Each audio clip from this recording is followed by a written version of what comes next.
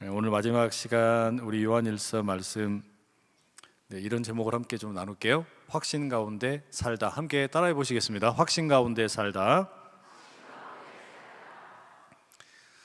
제가 저희 첫 번째 딸을 낳고서 고민이 되게 많았어요. 이름을 뭐 어떻게 지어야 되냐라고 하는 고민이었습니다.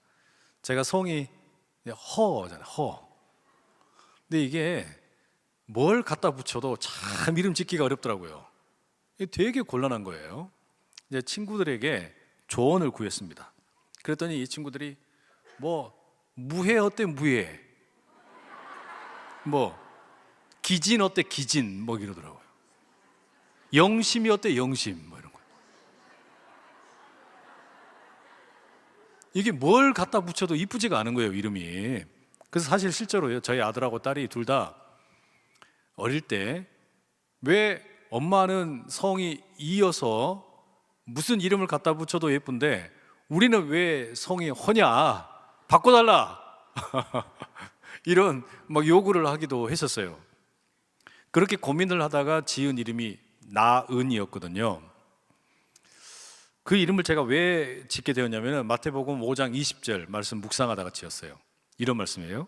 내가 너희에게 이르노니 너희 의가 서기관과 바리새인보다 더 낫지 못하면 결코 천국에 들어가지 못하리라. 바리새인과 서기관보다 더 나은 의. 이 예수님 말씀 따라서 딸 이름을 나은이라고 지었어요. 그래서 저희 딸에게 늘 계속해서 이렇게 그 기도 제목은 뭐였냐면 어제보다 나은 오늘, 오늘보다 나은 내일, 그런 딸이 되게 해주십시오. 그런 이름으로 지었어요. 사실 여러분, 우리 모두는 다 그런 소망이 있잖아요. 어제보다 나은 오늘 되게 해주세요. 오늘보다 나은 내일 되게 해주십시오. 그런데 우리가 마주하는 현실이 녹록치가 않죠. 이 현실에 죄악이나 아픔이 가득합니다. 이건 우리가 구체적인 사례를 들지 않더라도 우리가 너무나 잘 알아요. 그래서 사실 하나님께서 하시는 일이 뭐가 있냐면요, 하나님께서는 이 세상을 이기고 더 나은 곳으로 만들 사람들을 찾고 계세요. 그러니까 이 세상이 죄가 많다, 문제가 많다, 상처가 많다, 아픔이 많다, 이건 우리가 너무너무 잘 아는 사실인데 이 세상을 조금이라도 더 낫게 만들어 주려고 그 일을 위해서 헌신할 사람 어디 없냐? 하나님이 찾고 계신단 말이에요. 오늘 우리가 읽은 이 요한일서 5장 결론적인 말씀 가운데도 5장 5절에 이런 표현이 있습니다. 함께 한번 읽어보실게요. 5장 5절 시작. 예수께서 하나님의 아들이심을 믿는 자가 아니면 세상을 이기는 자가 누구냐? 예수님께서 하나님의 아들이심을 믿는 자가 아니면 세상을 이길 수 있는 사람이 도대체 누가 있냐, 이 말이에요. 누가 세상을 이길 수 있느냐? 세상을 이기는 자가 누구냐? 이 말을 조금 바꾸면 세상을 이기는 자가 누구냐라는 말은요, 세상을 더 나은 세상으로 만들 사람이 누구냐, 세상을 지금보다 더 낫게 만들 수 있는 사람이 누구냐. 여러분, 세상은 하나님의 뜻대로 굴러가는 곳이 아니고 하나님에게 대적을 하고 하나님에게 자꾸 반기를 드는 곳이잖아요. 죄가 지배하는 곳이에요. 적어도 요한 서신의 배경에서 보면 하나님 나라와 이 대조를 이루는 악한 세상입니다. 회복이 필요한 곳이에요. 그래서 이 땅에 살고 있는 사람들은 늘 상처가 있어요. 아픔이 있어요. 고민이 있어요. 문제가 있어요. 때문에 하나님께서는 성경의 말씀에 보면 에덴 동산 이래로 계속해서 사람을 찾고 계시는 거예요. 어떤 사람입니까? 이 세상을 더 나은 세상으로 만들 사람을 찾고 계시는 거예요. 그래서 죄악이 가득했던 시대에 노아를 부르셨고, 위대한 민족을 이룰 수 있도록 아브라함을 부르셨고, 출애굽의 역사를 이루도록 모세를 부르셨고, 가나안의 정복을 위해서 여호수아를 부르셨고, 블레셋의 장수 골리앗을 무찌르도록 다윗을 부르셨고, 복음을 전하면서 교회를 세우도록 12 제자와 바울을 부르셨어요. 왜? 이들을 통해서 악한 세상을 이기도록, 세상을 더 나은 곳이 되도록 부르신 겁니다. 그리고 지금도 하나님께서는 그와 같은 부르심을 계속해서 하고 계시는 겁니다. 누구를 찾아요? 이 세상을 이길 자, 세상을 더 나은 곳으로 만들 사람들을 찾는 겁니다. 이 세상을 더 나은 곳으로 만들 사람이 어디 있냐? 찾고 계신단 말이에요. 우리가 지금까지 요한 1서를 이제 6번에 걸쳐 오늘까지 하면 이제 말씀을 나누고 있는데, 하나님과의 그 친밀한 사귐의 관점으로 계속 읽고 있어요. 성령이 우리를 예수께로, 예수님이 우리를 아버지께로, 아버지가 우리를 예수께로, 예수님이 우리를 성령께로, 그 페리코레시스의 기가 막힌 연합과 교제 가운데 있는 삼위 하나님의 그 사랑, 그 속으로 우리를 초청을 하시고 그 안에 머무르면서 하나님이 주시는 사랑이 도대체 어떤 것인지 우리에게 계속해서 알려주기를 원하시는 거예요. 그래서 바로 그런 하나님의 친밀한 사귐 가운데로 초청받는 사람들을 통해 교회 안에 있는 분란 또는 세상에서의 핍박, 이런 것을 이겨내도록 부르십니다. 그 세상이 우리에게 유혹하는 것, 뭐 적그리스도가 되었든 세상이 되었든 마귀가 되었든, 그 핵심에는 늘 자기 중심성이 있어요. 하나님 중심으로 살지 말고 네가 인생의 주인이 돼가지고 살아라, 이런 속삭임이 있단 말이에요. 그런데 그것을 이기도록 우리에게 하나님께서 주시는 게 뭡니까? 이 사랑이에요. 근데 사랑을 하는데 멀리 있는 원수 또는 뭐 그냥 저기 뭐 아프리카 난민이 아니라 먼저 사랑해야 될 것은 내 옆에 있는 이웃들, 가장 가까이에 있는 형제와 자매들, 우리 남편과 아내, 우리 자녀들, 그리고 우리 교회 안에서 함께 머무르며 신앙생활하고 있는 형제와 자매들, 이들을 먼저 사랑하라는 거예요.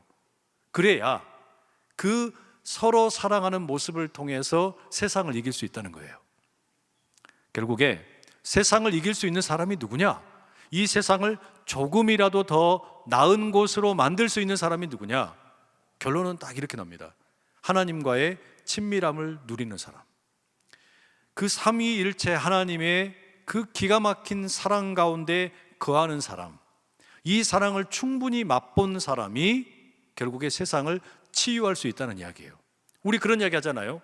사랑을 많이 받은 사람이 뭐해요? 사랑을 베풀 줄 알아요.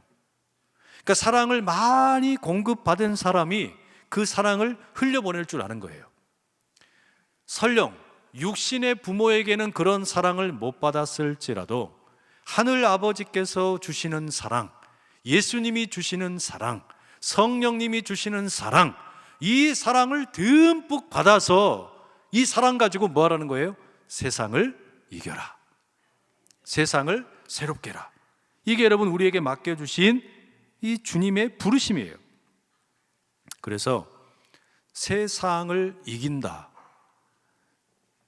그리스도인이, 성도가 세상을 이긴다라고 하는 것은요, 언제나 어디서부터 시작하냐면 믿음에서 시작을 합니다. 뭘 믿는 거냐? 세상의 가치관을 따르지 않고 예수님이 그리스도이심을 믿는 것, 예수님이 그리스도이심을 믿는 것으로부터 우리가 세상을 이길 수 있는 이 출발이 이루어지는 거예요. 왜냐? 여러분, 예수님이 그리스도이심을 믿는 것은요, 우리가 익히 가지고 있는 가치관이 바뀌는 거잖아요. 무슨 말인 거 아니? 예수님이 그리스도이심을 믿게 되면 교회의 존재를 믿는 겁니다. 교회가 왜 필요한지를 믿는 거예요. 예수님이 그리스도이심을 믿으면 영생을 믿는 거예요. 예수님이 그리스도이심을 믿으면 천국을 믿는 거예요. 예수님이 그리스도이심을 믿으면 하나님의 사랑을 믿는 거예요. 예수님이 그리스도이심을 믿으면 몸이 다시 사는 것을 믿는 거예요. 그래서 세상을 이긴다라고 하는 것은 그걸 믿는 것으로부터 출발해요. 예수님이 누구냐? 하나님의 아들이시오 그리스도이시다. 이걸 믿는 것으로부터. 그리고 이 믿음이 우리에게 세상을 이기도록 이끌어가는 전략이 뭐냐?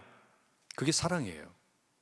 우리는 세상을 이긴다라고 할 때 돈으로 이기는 것도 아니고 숫자로 이기는 것도 아니고 무기로 이기는 것도 아니고 힘으로 이기는 것도 아니에요.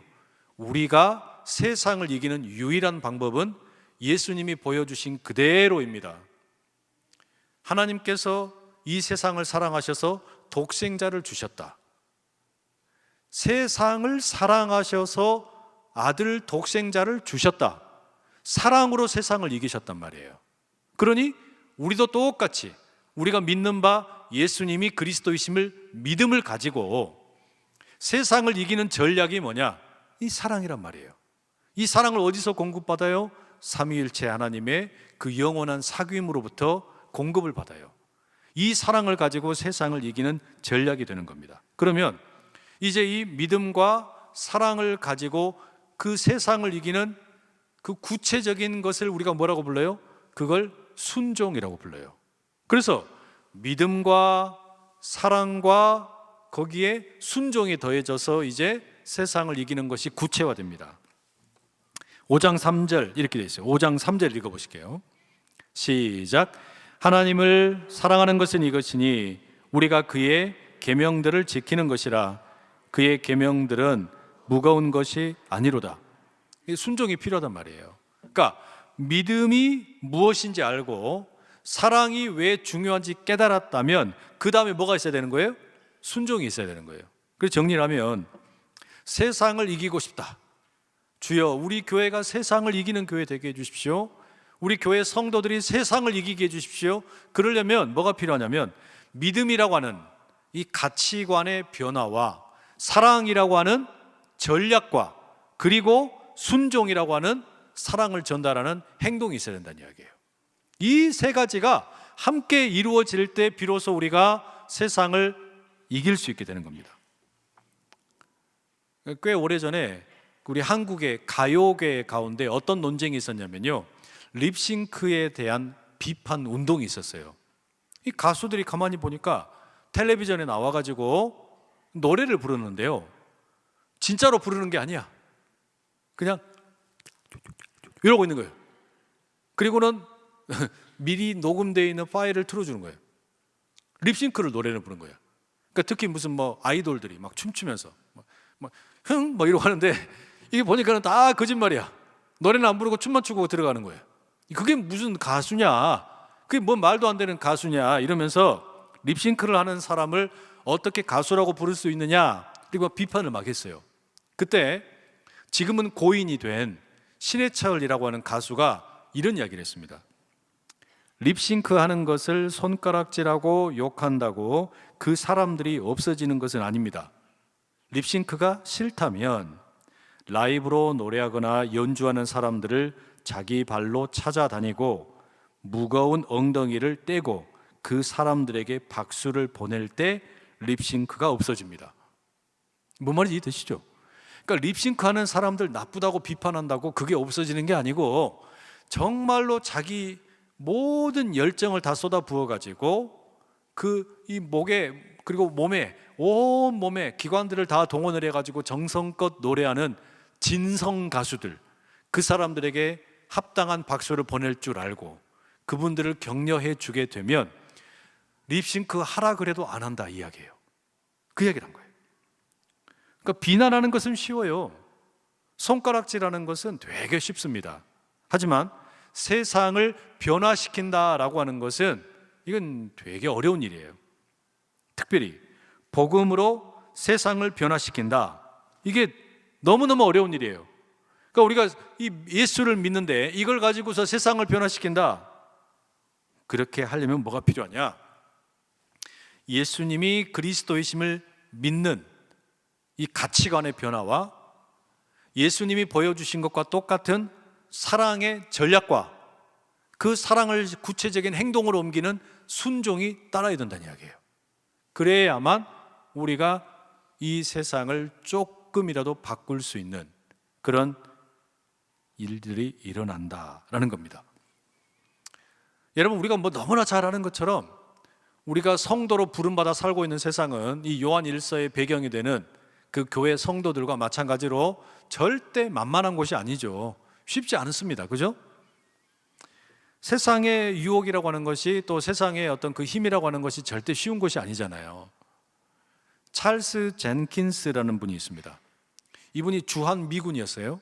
근데 1965년에 당시 자기 나이 25살에 월북을 합니다. 왜 월북을 했냐면 전쟁 가기 싫어가지고, 전쟁을 하기 싫어서 그 젊은 나이에 착각을 해가지고 내가 북한에 가면 이제 전쟁에 가지 않겠거니 라고 생각을 하고 갔어요. 그리고 나서 일본에서 납치되어 북한에 붙들려온 여성이랑 결혼을 하게 돼요. 그리고 거기에서 뭐 자녀를 둘을 낳고 살게 되는데 몇 년을 살았냐면 40년을 살았어요. 40년을 살고 2004년에 일본으로 이제 돌아가게 되는데요. 근데 이분이 40년을 북한에 살다 보니까 그러면은 미국 사람으로 살았던 기간보다 북한에서 살았던 기간이 훨씬 길어졌죠. 가서 보니까 이 북한이 완전히 엉터리라는 걸 너무 잘 알아요. 이 북한의 체제도 잘못되어 있다는 걸 잘 알고, 너무나도 우스꽝스러운 정치 제도라고 하는 것도 너무나 잘 압니다. 그런데 40년의 시간이 지나가지고요, 자기 아내가 먼저 일본으로 귀환을 했어요. 그 다음에 이제 자기도 돌아갈 수 있는 거예요. 근데 이걸 결단을 내릴 때 그렇게 어렵더랍니다. 왜 어렵냐? 북한을 떠나는 게 잘못됐다는 걸 알면서도 이게 떠나는 게 너무 힘든 거예요. 왜냐하면 북한 사람들이, 미군이 자기 발로 북한에 들어왔단 말이에요. 그러니까 이 미군을 북한을 선전하는 그런 도구로 사용을 했거든요. 그러면서 잘 먹고 잘 살 수 있도록 아주 여러 가지 편의를 많이 봐줬어요. 그러다 보니까 떠나려고 하는데 이 발이 떨어지질 않는 거예요. 왜? 나 여기 너무 익숙해져 버렸어. 그리고 여기가 너무 그냥 편해. 그래서 떠나지 말고 계속 머물고 싶다라는 생각이 들었다는 겁니다. 여러분, 제가 질문 하나 드릴게요. 왜 예수를 믿습니까? 내가 왜 그리스도인이 됐습니까? 내가 왜 이 안산제일교회라고 하는 이 지역에 있는 교회의 일원이 되었습니까? 왜 되셨어요? 옆집에서 전도를 했어요? 사실 여러분, 그걸 우리가 이 요한 1서의 맥락에서 보면 이렇게 말해야 돼요. 세상과 불편하게 살겠다고 그리스도인이 된 거예요. 그죠? 내가 왜 이 교회의 성도가 되었냐? 우리가 이 교회의 성도가 된 이유는 세상과 불편하게 살겠다. 우리는 그런 이유로 이 교회의 성도가 되었고 예배를 드리는 거예요. 왜냐하면 세상을 살아보니까 이 세상이 당연하게 여기는 가치관들이 잘못되었다라고 하는 걸 느꼈어요. 지독한 자기 중심성을 가르치는 이런 사고방식이 문제가 있다라고 느꼈어요. 에덴 동산 이래로 이 세상에 죄가 너무나 많고 그 죄로 인해서 세상이 망가졌다라고 하는 것도 깨달았어요. 이 복음이 없이는, 예수 그리스도의 십자가의 복음이 없이는 개인이 되었든 가정이 되었든 어떤 공동체가 되었든 회복을 할 수 없다라고 하는 것도 깨달았어요. 그래서 여러분, 우리가 주일날이면 또 평일날도 예배를 드리고 성경을 읽습니다. 성경을 읽고 성경의 말씀을 설교로 듣고 공부를 하면서 뭘 깨닫습니까? 이 세상의 주인이 돈이 아니다. 돈이 이 세상의 주인이 아니다. 나의 주인이 아니다. 예수님이 이 세상의 주인이고 하나님께서 이 세상을 다스리신다 배웠어요. 그리고 예수님께서 이 망가진 세상을 고치신다라고 하는 것도 우리가 배웠어요. 그러면 세상에서 살아가는 것이 불편해야 되지 않습니까?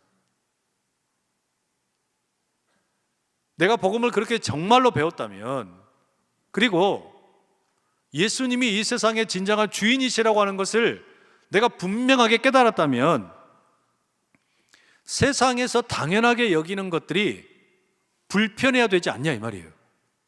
그래요? 안 그래요? 맞아요? 안 맞아요? 그런데 우리가 예수를 믿은 지도 오래가 됐고 동시에 이 세상에서 산 지도 점점 오래되다 보니까 무슨 일이 생기냐?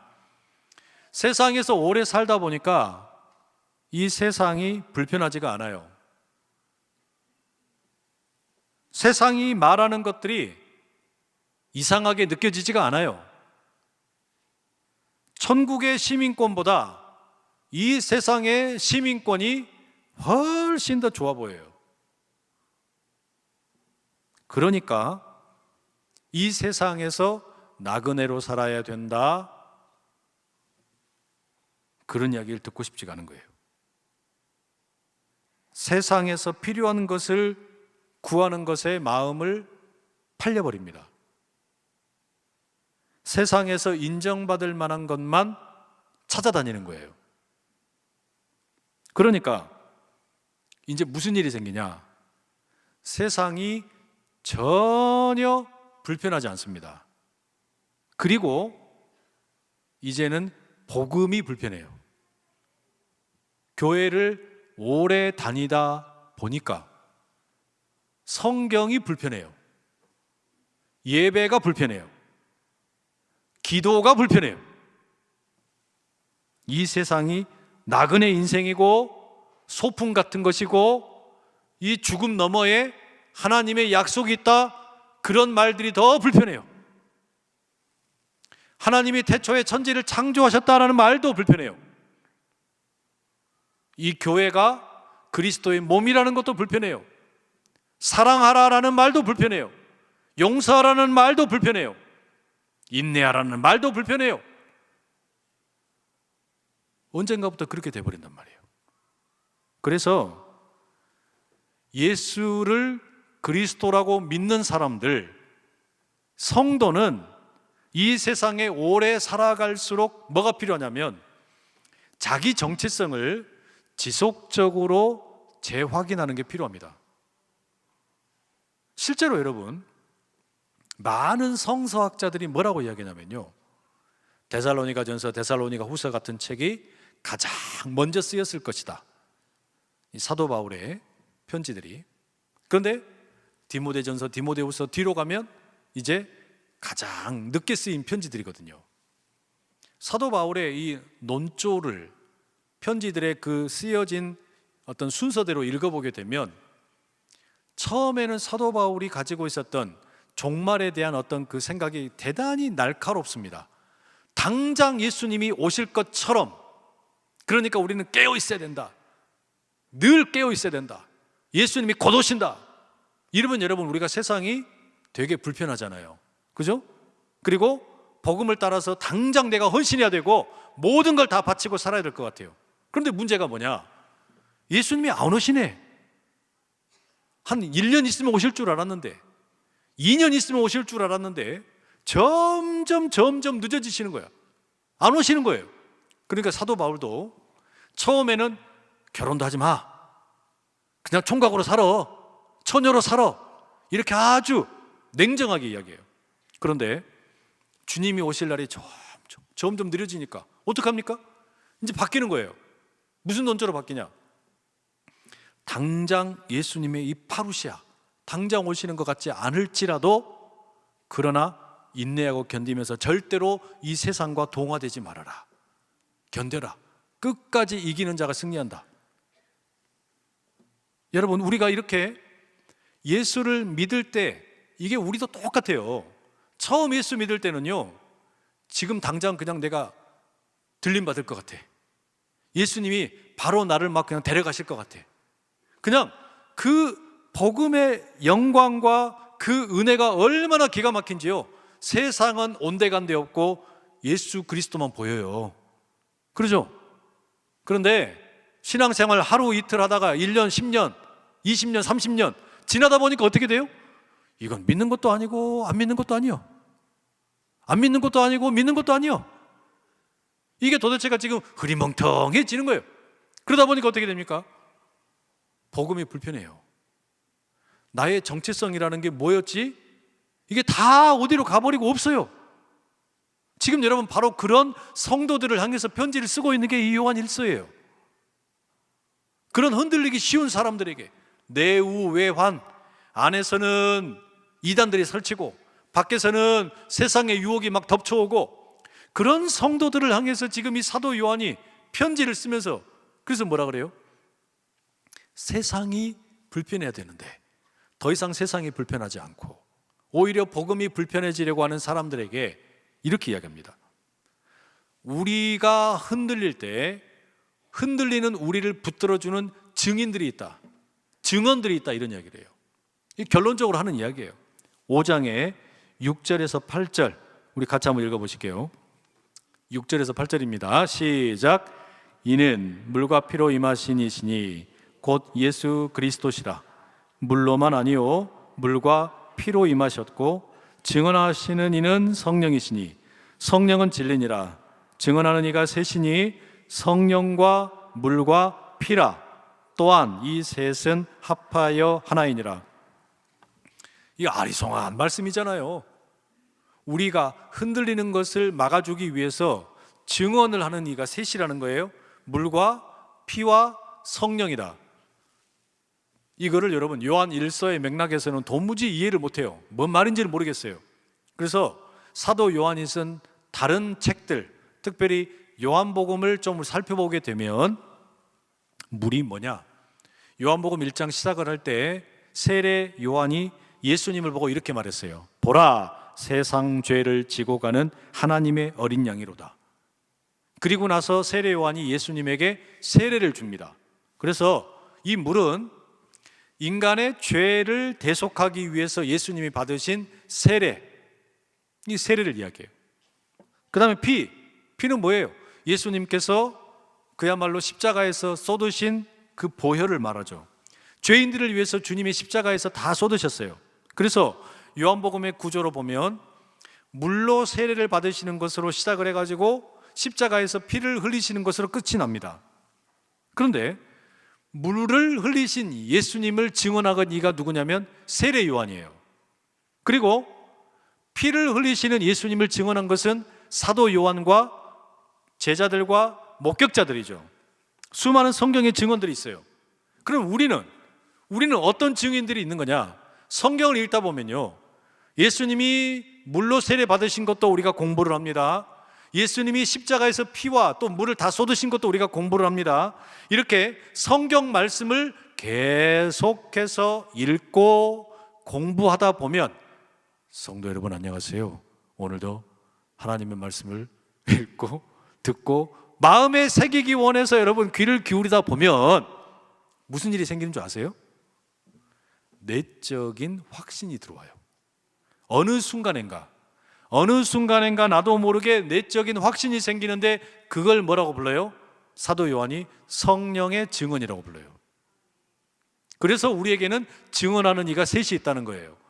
성경에 기록되어 있는 것처럼 물로 세례를 받으셔서 오신 예수님, 그 세례 요한의 증인이 있고, 그 다음에 피를 흘리시는 예수님을 봤던 십자가의 목격자들이 얼마든지 있고, 그 목격자들이 기록해 놓은 성경을 읽을 때 우리에게 이 내적인 확신을 심어주는 성령의 깨닫게 하심이 있다는 거예요.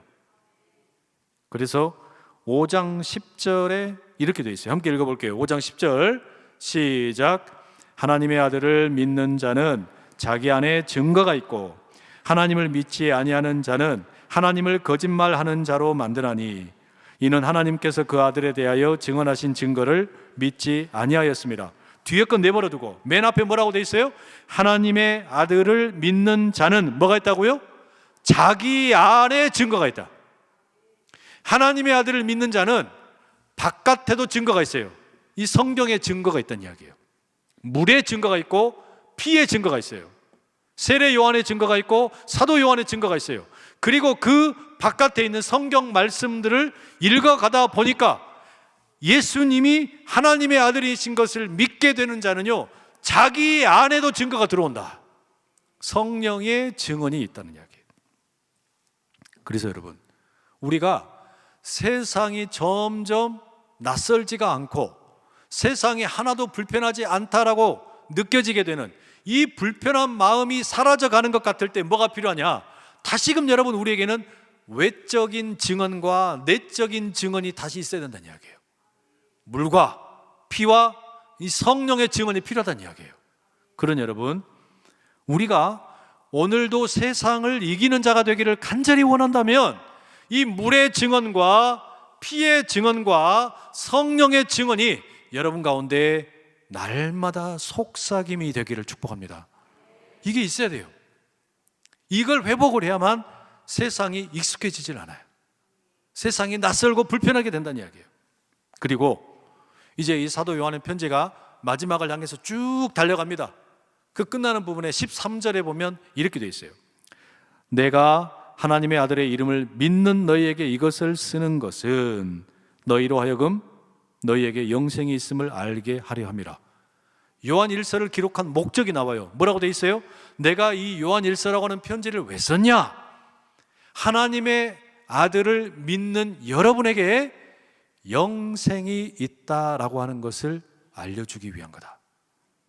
여러분에게 영생이 있다라고 하는 것을 알려주기 위해 지금까지 내가 이 성경을 썼다. 옆에 있는 분들에게 인사하시겠습니다. 성도님에게 영생이 있습니다. 그 영생이 우리에게 있고 영생이 우리에게 있다라고 하는 것을 계속해서 증언하는 게 누구예요? 셋이에요. 물과 피와 성령이시다. 그 증언을 통해서 우리는 우리 안에 영생이 있음을, 내가 하나님의 백성임을, 그래서 내가 세상을 이길 수 있음을 날마다 확언을 하는 거예요. 그러면서 우리에게 들려주는 이야기를 가만히 읽어가다 보면요, 여기서 우리가 하나 깨닫는 게 있어요. 그게 뭐냐면, 내가 분명히 영생이 있는데 영생이 있다라고 하는 것을 알면서 이걸 누리지 못하는 사람들이 많다는 거예요. 물과 피와 성령의 증언을 듣고 하나님의 아들이 예수 그리스도이심을 믿는 자들인데 영생을 얻기만 하고 누리지 못하는 성도들이 참 많아요. 이미 예수 그리스도를 통해서 내게 주어진 영생인데 이걸 누리지를 못해요. 이게 마치 뭐와 같은 거냐면요, 돈을 벌기만 하고 쓸 줄 모르는 것과 똑같아요. 돈을 어떻게 써야 될지를 몰라가지고 그냥 그렇게 뼈 빠지게 노력을 해가지고 돈을 벌었는데 이 돈을 어떻게 써야 될지를 모르는 분들이 있어요. 난 너무 안타까워, 그런 분들 보면. 안 그러세요? 혹시라도 여러분, 정말로 제가 간곡하게 부탁을 드리는데, 나는 돈을 그냥 악착같이 벌었는데 이걸 내가 어떻게 써야 될지를 모르겠다. 나한테 갖다 주세요. 내가 다 써드릴게. 멋지게 써드릴 테니까 제발 좀 갖다 주세요. 마찬가지예요. 우리에게 이미 구원이 주어졌는데, 우리에게 주어진 생명이 있는데, 영원한 생명이 있는데 이거를 어떻게 써야 될지를 모르는 사람들이 있대요. 이게 사도 요한이 결론적으로 우리에게 하는 이야기입니다. 자, 그러면 내게 주신 영생이 있다. 물과 피와 성령의 증언을 통해 내가 깨닫게 됐어요. 내게 영생에 이 구원의 선물이 있구나, 영원한 생명이 있구나. 그럼 이걸 가지고서 내가 어떻게 누리며 살 거냐? 그냥 어디다 처박아 두고 있는 게 아니라 이걸 누리고 사는 방법을 세 가지를 가르쳐줘요. 이게 오늘 핵심입니다. 마지막 핵심. 14절 읽어보실게요. 14절 함께 읽습니다. 시작. 그를 향하여 우리가 가진 바 담대함이 이것이니 그의 뜻대로 무엇을 구하면 들으심이라. 영생을 누리는 첫 번째 방법이 뭐냐? 따라하겠습니다. 기도. 제가 새벽에 말씀드렸잖아요. 왜 요한일서 우리가 함께 말씀 나누는데 사랑 한 스푼, 기도 한 스푼이냐? 밤에 말씀드린다 그랬잖아요. 사랑이란 뭐 서로 사랑해라 뭐 이런 이야기 많이 들렸는데, 기도 이야기를 오늘 처음 드리는 거예요. 이제 영생을 누리는 방법 첫 번째가 기도예요. 여기 보면 14절에 그를 향하여 우리가 가진 바 담대함이 이것이니 그의 뜻대로 무엇을 구하면 들으심이라. 담대함이라는 단어가 나와요. 제가 몇 번 말씀드린 적이 있는데 이게 헬라 말로 파레시아라고 합니다. 담대하게 말한다, 자유롭고 담대하게 진리를 말한다는 뜻이에요. 그런데 이것을 지금 어디에다가 붙여서 사용하고 있냐면 기도에다가 비유적으로 쓰고 있는 단어입니다. 그러니까 기도를 가리켜서 무슨 기도라고 말하면 되겠어요? 담대한 기도라고 이야기하면 되겠죠. 예수 그리스도를 믿음으로 인해서 우리에게 영생의 선물을 주셨다. 그럼 영생을 누리는 특권, 영생을 누리는 방법이 뭐냐면 담대한 기도예요.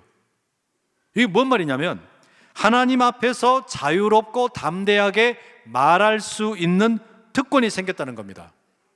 쩔쩔매면서 아무 말 못하는 게 아니라 아주 친밀한 상태에서 무엇이든지 말할 수 있는 담대함, 그게 기도라는 거예요. 이거는 누구에게 주어진 거냐? 영생을 얻은 성도들에게 주어진 겁니다. 게다가 14절 말씀 보니까 우리가 이렇게 영생을 얻어서 담대하게 기도하게 될 때 하나님이 그 기도를 무엇이든지 구하면 다 들어주신대요. 이게 담대한 기도의 유익이죠. 그렇다고 뭐 아무거나 구하라는 것은 아니고 당연히 안전장치를 둬야 됩니다. 하나님의 뜻대로 무엇이든지 구하는 것을 말하는 겁니다. 그죠? 여러분, 이 담대함이라는 게, 이런 담대함의 기도라는 게 어떤 거냐, 이런 거예요. 부모와 자녀 관계를 보면 아실 수 있어요. 우리 교회에 청소년들도 많고 청년들도 많잖아요. 그런데 제 사무실에 비밀번호를 누르고 문을 열고 들어올 수 있는 것은 저희 딸하고 아들밖에 없어요. 누군가가요, 비밀번호 누르는 소리가 들리잖아요. 그러면은 그것은 분명히 제 가족이에요. 제 가족이 아니고서는 이 키에 번호를 누르지를 않습니다.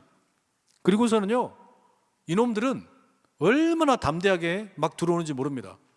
삐삐삐삐 삐리릭 열렸어요. 그럼 문 열고 그냥 아빠! 하고 막 들어와요. 두려움이 없어요. 근데 다른 청년들이랑 청소년들은 문을 열지도 못해요. 비밀번호를 모르니까.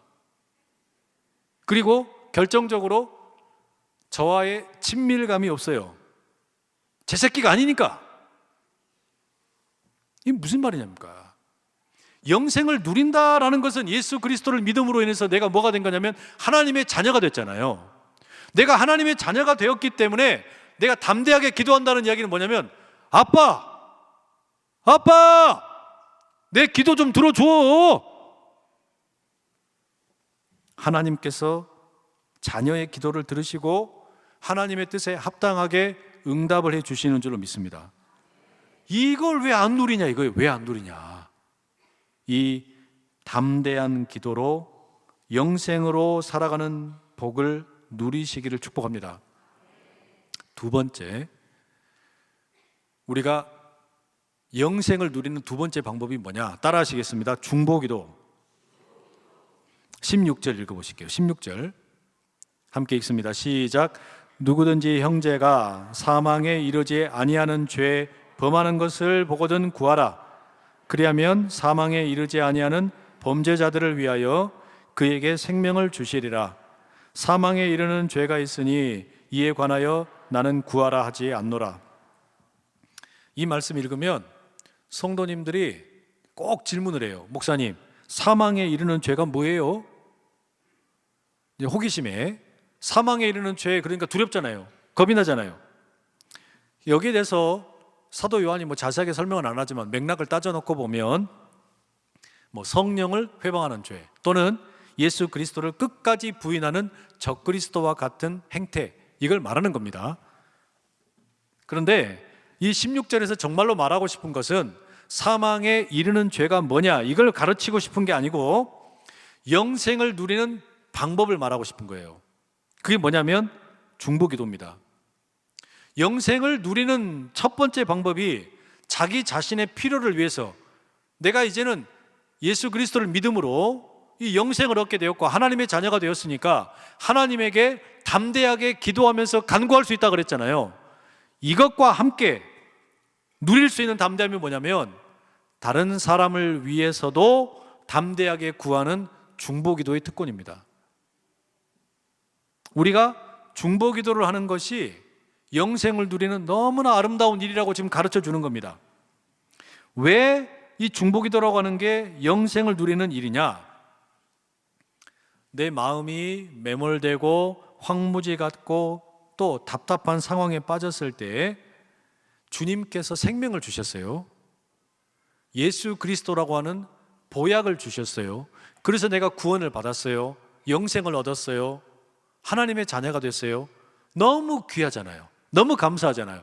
여러분, 이렇게 무언가 너무너무 값진 것을 여러분이 얻게 되면 어떻습니까? 나누고 싶잖아요. 혼자만 갖고 싶으세요? 나누고 싶잖아요.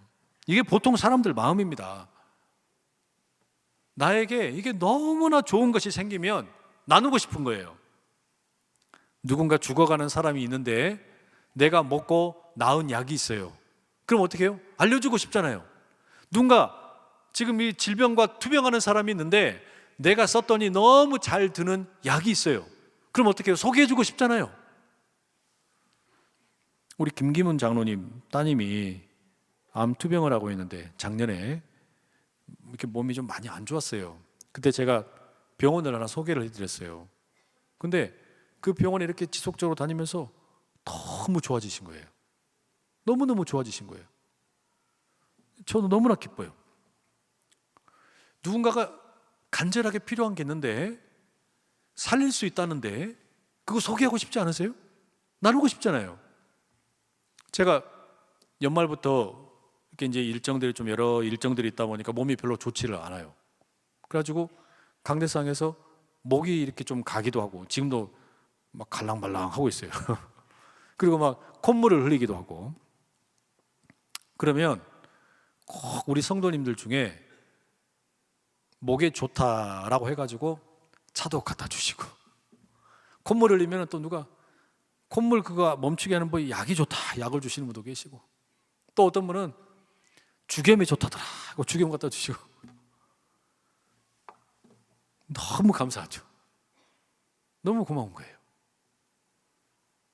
제 지난 주일날이 1월 4일이 제 생일이었거든요. 근데 막 그냥 몸이 막 그냥 골골해가지고 완전히 그냥 빨리 디비 잤어요. 그냥 얼른 그냥 아무것도 못하고. 왜냐하면 그 다음 날부터 뭐 새벽기도도 설교 쭉 해야 되지, 뭐 주일날 설교해야 되지, 뭐 이러니까 아무것도 못 하겠는 거예요. 목이 막 이렇게 가지고. 근데 여러분, 누군가가 그렇게 약한 거 보면은 도와주고 싶잖아요. 그게 뭐예요? 그게 중보기도라니까요. 그 중보기도의 능력이 어떻게 됩니까? 우리의 기도를 통해 가지고 다른 사람들한테 흘러가서 생명의 기운을 나누어 주는 줄로 믿습니다. 영생을 누리는 두 번째 방법이 이 중보기도라는 거예요. 심심치 않게 성도님들이 고백하는 이야기가 있어요. 내가 이 기도 제목을 올렸는데, 중보기도 제목을 올렸는데 성도님들이 함께 기도해 주셔서 너무 큰 힘이 됐습니다. 너무 큰 힘이 됐습니다. 여러분, 이 예수님께서 중보자가 되신 것처럼 우리도 그런 중보자의 삶을 살 수 있기를 간절히 축복합니다. 마지막 세 번째, 하나님께서 우리에게 주신 이 영생을 누리는 마지막 세 번째 방법은 뭐냐? 악을 이기는 겁니다. 18절 말씀 함께 읽어보실게요. 18절 시작. 하나님께로부터 난 자는 다 범죄하지 아니하는 줄을 우리가 아노라. 하나님께로부터 나신 자가 그를 지키심에 악한 자가 그를 만지지도 못하느니라. 맨 마지막 뭐라고 되어 있어요? 악한 자가 그를 만지지도 못하느니라. 18절에서 20절까지 여러분 읽어보면 비슷한 표현이 반복됩니다. 우리가 아노라. 그래서 18절에 보면 하나님께로부터 난 자는 다 범죄하지 아니하는 줄을 아노라. 19절에는 우리가 하나님께 속함을 아노라. 또 세상은 악한 자 안에 처한 것을 아노라. 20절에는 하나님의 아들이 우리에게 지각을 주심을 아노라. 우리가 참된 자를 알게 하심을 아노라. 우리가 예수 그리스도 안에 있음을 아노라. 예수님은 참 하나님이시고 영생이심을 아노라. 왜 이렇게 지금 이 요한일서 마지막에 가가지고 우리가 아노라 아노라 아노라 아노라 왜 이렇게 반복을 하겠어요?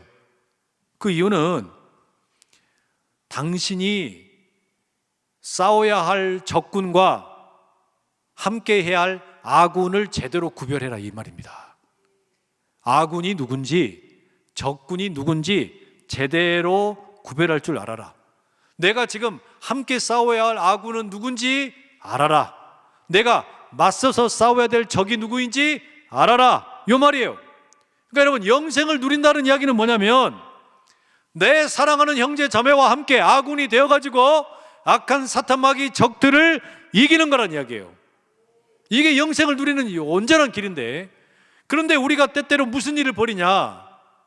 누누이 새벽에 말씀드렸던 것처럼 하나님이 주신 이 영생을 가지고 우리는 오히려 엉뚱한 데다가 칼을 휘두르고 있을 때가 있어요.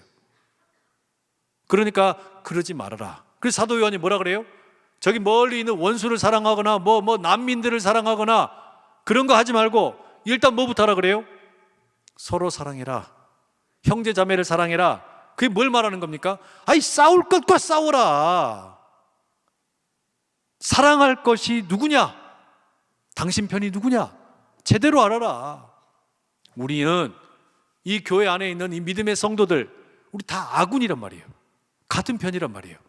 그러니까 여기 모여있는 우리 아군들끼리 서로 지지고 볶고 싸우지 말고 맞서 싸워야 할 적들을 제대로 알고 저들을 무찔러라, 이 말하고 있단 말이에요. 성도 여러분, 예수 그리스도의 생명이 우리에게 있기 때문에 앞서 18절의 말씀을 읽었던 것처럼 악한 세력이 우리에게 손을 댄다 못 댄다? 손도 못 댄다. 그러니까 제가요, 한 번씩 이렇게 우리 환우분들 위해서 기도할 때 그렇게 말씀을 가지고 기도할 때가 있어요. 너 악한 세력아, 너는 불법의 세력이니 하나님의 사람에게 손도 대지 못할지어다. 우리가 여러분 누구를 지금 대적을 해야 되고 누구를 지금 우리의 아군인지 알아야 되잖아요. 영생을 누린다라고 하는 것은 나의 아군과 함께 적들을 온전히 대적하고 싸우는 것인 줄로 믿습니다. 그래서 영생을 누린다, 기도하는 거예요. 담대하게 기도하는 거예요. 그 다음에 중보기도 하는 거예요. 담대하게 중보기도 하는 거예요. 그리고 악한 세력을 무찌르는 거예요. 누구와 함께?